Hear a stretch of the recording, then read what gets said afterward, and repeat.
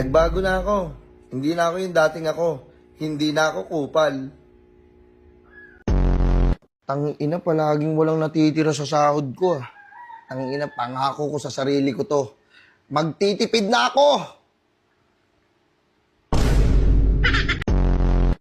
Tangina, lagi na lang akong puyat. Matutulog na ako sa tamang oras. Tangina, ang tagal mag 2025. Gusto ko na magbago! Ha? Hello, boss. Hello. Tangina, boss, parang di makakapasok ngayong araw. Ba't di ka makakapasok? Wala naman ang ulan ha, tsaka wala kang sakit. Bakit hindi ka makakapasok? Basta. Ha? Hello? Huwag mo bantayan yung trabaho ng katrabaho mo. Hindi yan yung pinasukan mong trabaho. Kupal.